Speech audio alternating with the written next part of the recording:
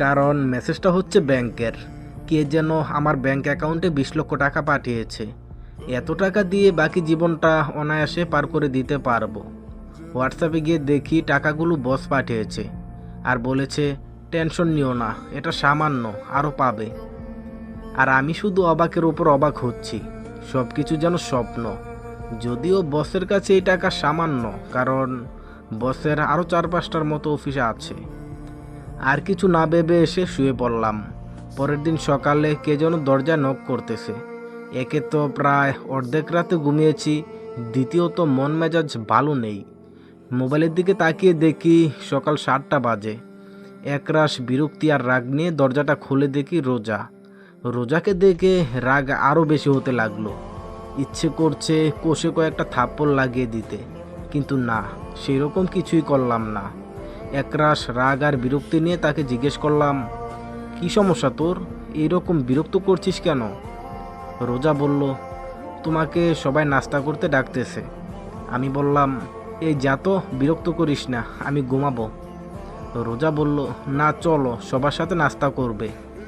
আমি বললাম, যাবো না বললাম তো তোকে। রোজা বলল, না, তোমাকে যেতেই হবে। নিজের রাগটাকে আর কন্ট্রোল করতে পারলাম না, তাই ঠাস করে একটা চর বসিয়ে দিলাম ওর গালে। চরের টাল সামলাতে না পেরে সে মাটিতে পড়ে গেল। চরের শব্দে সবাই দৌড়ে আসলো, আর রোজা দাঁড়িয়ে দাঁড়িয়ে কান্না করতে লাগলো। আব্বু এসে রোজাকে জিজ্ঞেস করলো, কি হয়েছে মা? রোজা বলল, আসলে আঙ্কেল, আমি মুন্নাকে ডাকতে এসেছিলাম, কিন্তু মুন্না আমাকে কিছু না বলে মারতে থাকে। এই দেখেন আঙ্কেল, আমার গালে চরের দাগও আছে। আসলেই রোজার সুন্দর গালে চরের দাগ স্পষ্ট বোঝা যাচ্ছে। 5 আঙ্গুলের দাগ বসে আছে। আব্বু কিছু না বলে রাগ করে চলে গেল। আমিও ফ্রেশ হয়ে গাড়ি নিয়ে বের হয়ে গেলাম। সাথে তানহাকেও নিলাম। অনেক জায়গায় ঘুরলাম। সর্বশেষ একটা নির্জন নদীর পাড়ে গিয়ে বসলাম। কোথা থেকে যেন সুন্দর একটা ফুলের ঘ্রাণ ভেসে আসলো। অসম্ভব সুন্দর ঘ্রাণ। এমন সময় তানহা বলল, আচ্ছা, তোমার কাছে কেমন লাগতেছে? আমি বললাম, আমার আবার কেমন লাগবে? তানহা বলল, তোমার অনুভূতিটা কেমন? আমি বললাম, কেমন আর, কোন রকম। তানহা বলল, কেন, অন্যরকম কোনো অনুভূতি হচ্ছে না? আমি বললাম, না, অন্যরকম আবার কি অনুভূতি হবে? তানহা বলল, দূর, তোমার সাথে কথা বলাটাই বোকামি। তারপর তানহার সাথে অনেক দুষ্টুমি করলাম। আজকে সারা দিন ঘুরলাম। দুপুর হয়ে যাওয়ায় একটা রেস্টুরেন্টে গিয়ে লাঞ্চ করে নিলাম। তারপর আবার লং ড্রাইভে বের হলাম। রাত 9টা পর্যন্ত ঘুরলাম। তারপর ডিনার করে বাড়ির দিকে রওনা দিলাম। তানহাকে তার ফ্ল্যাটে নামিয়ে দিয়ে আমি বাসায় চলে আসলাম। বাসায় এসে দেখি সবাই খাওয়ার টেবিলে বসে খাবার খাইতেছে। আমার দিকে সবাই তাকালো। ভাইয়া আম্মু কিছু বলতে চেয়েছিল, বাট আমি কিছু বলার সুযোগ না দিয়ে রুমে চলে আসলাম। এসে রুমে বসেছিলাম। যেহেতু কোনো কাজ নেই, তাই ল্যাপটপে বসে বসে একটা নাটক দেখতে লাগলাম।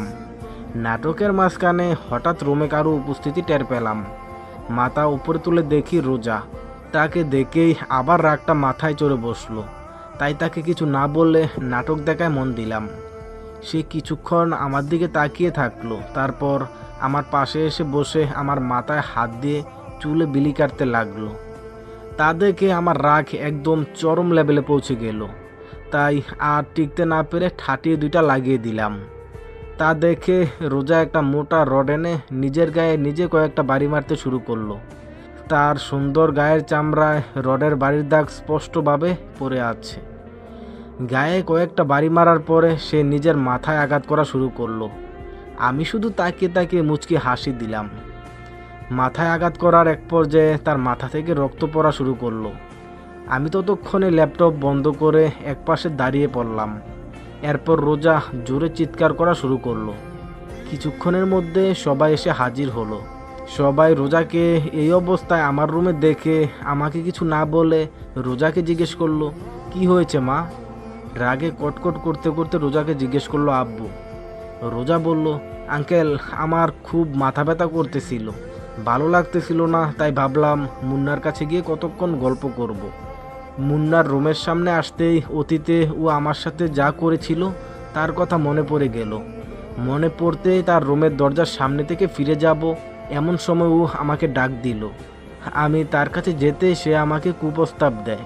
আমি রাজি না হলে সে আমাকে এই রডটা দিয়ে মারতে থাকে। রোজার কথা শুনে আব্বু কিছু না বলে রাগি চোখে আমার দিকে তাকালো। আব্বুকে বললাম, আব্বু আমার কথাটা তো শোনো, আমার কাছে প্রমাণ আছে আমি কিচ্ছু করিনি। কিন্তু আব্বু আমার কোনো কথা না শুনে যা করলো তাতে আমি অনেক অবাক হলাম, প্লাস কান্নাও চলে আসলো। আব্বু যা করলো তাকে কেউ বাধাও দিল না। আব্বু যে এমন একটা কাজ করবে তা কখনো আশাই করিনি, কারণ আব্বু সেই মোটা রডটা নিয়ে আমাকে ইচ্ছা মতো মারতেছে, আর কেউ আব্বুকে বাধাও দিচ্ছে না, বরং আরও সবাই আব্বুকে শাসাচ্ছে যেন আমাকে আরও জোরে জোরে মারতে থাকে। তাদেরকে আর চোখের পানি আটকে রাখতে পারলাম না। আমি কি আসলে পরিবারের এত বড় একটা বোঝা হয়ে গেলাম যে কেউ আমার কথাই শুনছে না? আমি তো বলেছিলাম আমার কাছে প্রমাণ আছে, কিন্তু কেউ তো আমার কথা শুনতেছেই না। আব্বু তার মতো করে মারতেছে, কোনো দিকে তাকাচ্ছে না। মারের আঘাতের চেয়ে কথার আঘাতগুলো সোজা কলিজায় গিয়ে লাগলো।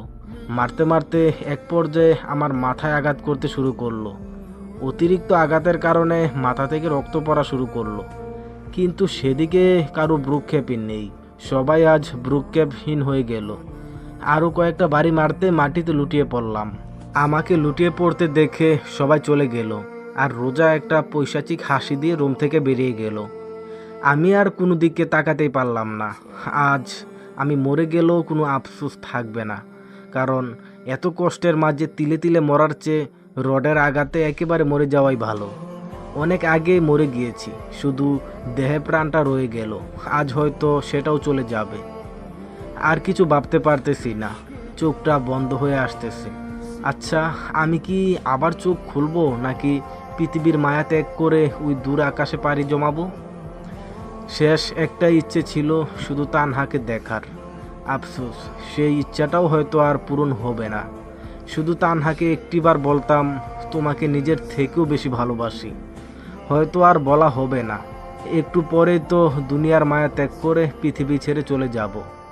আচ্ছা, রোজা আবারও কেন আমার সাথে এমনটা করলো? আমি তো তার সাথে কোনো অন্যায় করিনি। আর বাবা মাও কেন এমন করলো? আমি তো তাদের ছেলে। তাহলে কেন আমাকে বিশ্বাস না করে ওই মেয়েটাকে বিশ্বাস করলো? আমার থেকে কি ওই মেয়েটে তাদের কাছে বড় হয়ে গেল? আর কিছু ভাবতে পারতেছি না, অনেক কষ্ট হচ্ছে। এমন সময় জানালার পাশে থেকে ফোনটা বেজে উঠল। জানালার পাশে ফোনটা রাখার উদ্দেশ্য হচ্ছে এতক্ষণ আমার সাথে যা যা ঘটেছে সব কিছুই সেখানে ভিডিও হয়েছে। আমি ভিডিও ক্যামেরা চালু করে ফোনটা জানালার পাশে রেখে দিয়েছিলাম। কষ্ট হচ্ছে, তাও কেমন যেন মনটা বলতেছে ফোনটা রিসিভ করার জন্য। ফোনটা রিসিভ করলে যেন মরেও শান্তি পাবো। অনেক কষ্ট করে উঠলাম। এরই মাঝে ফোনটা কয়েকবার বাজলো। দেখি তানহা ভিডিও কল দিল। এত কষ্টের মাঝেও মুখে এক চিলতে হাসির রেখা ঠিকই ফুটে উঠেছে, তা বুঝতে আমার আর অসুবিধে হয়নি। মনের অজান্তেই হেসে ফেললাম। তারপর ফোনটা রিসিভ করতে তানহা বলা শুরু করলো, উই তোর ফোন ধরতে এত সময় লাগে কেন? রাগ করে অন্যদিকে তাকিয়ে কথাটা বলল।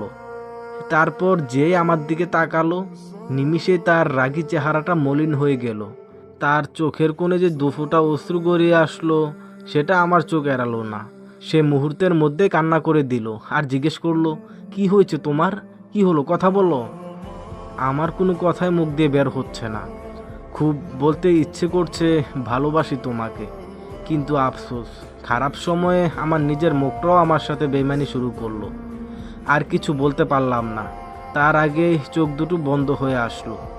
শেষমেশ একবার তানহাকে দেখতে পারলাম, এবার মরেও শান্তি পাবো। চোখ দুটো অবশেষে বন্ধই হয়ে গেল। আর কিছু মনে নেই, হয়তো আর দুনিয়ার মায়া দেখব না, পাড়ি জমাবো ওই দূর আকাশে। তারপর যখন জ্ঞান ফিরল, নিজেকে আবিষ্কার করলাম হাসপাতালের বেডে। কে যেন আমার বুকের উপর মাথা দিয়ে শুয়ে আছে। তাকিয়ে বুঝতে পারলাম এটা তানহা। অনেক শান্তি লাগতেছে নিজের কাছে। ইস, সময়টা যদি এখানেই থেমে যেত। আমি হালকা নড়ে উঠলাম। নড়ার সাথে সাথে তানহা জেগে গেল। দুর্বল, কেন যে নড়তে গেলাম। তানহা উঠে আমার দিকে ড্যাব ড্যাব করে তাকিয়ে আছে। তাই আমি বললাম, কি হলো, কি দেখছো? তানহা বলল, আচ্ছা ওই দিন তোমার সাথে কি হয়েছিল? আমি অবাক হয়ে বললাম, ওই দিন মানে? তানহা বলল, তুমি জানো তুমি আজকে 13 দিন যাবৎ অজ্ঞান হয়ে হাসপাতালের বেডে শুয়ে আছো? জানো আমার কত কষ্ট হয়েছে? আমি বললাম, কেন কেন তোমার কষ্ট হয়েছে কেন? তানহা বলল, তা তুমি বুঝবে না।